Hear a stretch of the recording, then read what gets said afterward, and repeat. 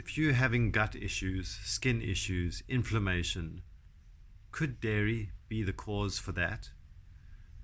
Well, in my years of struggling with sinusitis and chronic inflammation and dry skin, cracked eczema, dealt with a lot of things.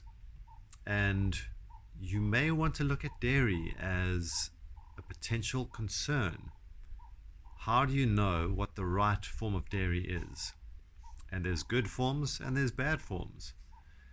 That could be sabotaging or saving your gut.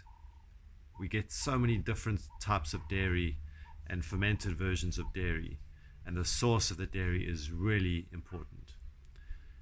In my Inner Harmony program, one of the first things that I'd recommend is for you to start cutting out dairy. Give your gut a break. And then once we've gone through, say, a week or at least 2 weeks, I would always recommend free from dairy completely for those 2 weeks. And then you start introducing good sources of dairy. In the first few days, you may even see the difference. And there'll be a detoxing effect now that there are less toxins and harmful chemicals actually entering your body. Dairy and animal products is one of the key accumulators of toxins from our environment. The corn that the cows eat, and they shouldn't be eating corn, by the way.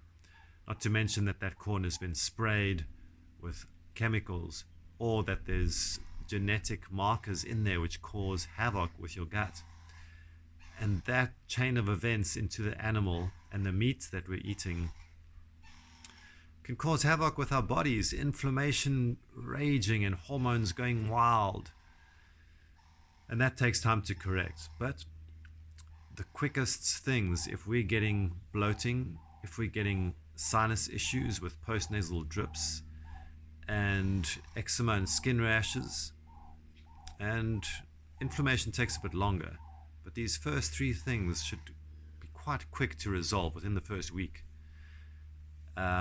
Then other things is obviously going to be grains, and we can talk about that next time. But if you're a dairy lover, there's always alternatives for dairy. And now with these amazing paleo products on the market, like nut cheeses, and I'm not a big fan of the soya products, but if soya is from a good source, again, fermented well and processed well, can be really good.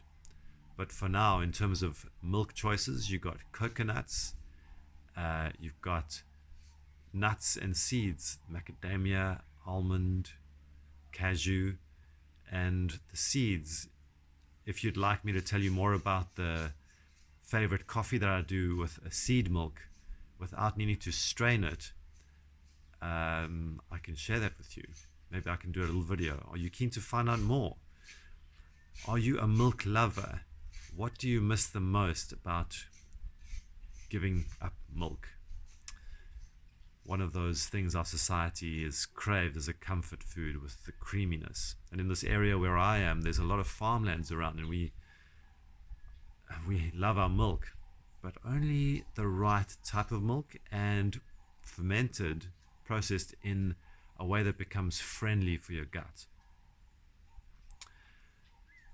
Try source some really good milk that you know what the cows are eating, and then ferment it. And there's lots of information out there. Let me know what more information you'd like, and I can try and give you that with all the fermentation fun I've been doing and the sourcing of products that I love doing. I'm a food fanatic, so drop me a message, a comment, and I'll share what I can with you. I'm looking forward to going down the rabbit hole with you.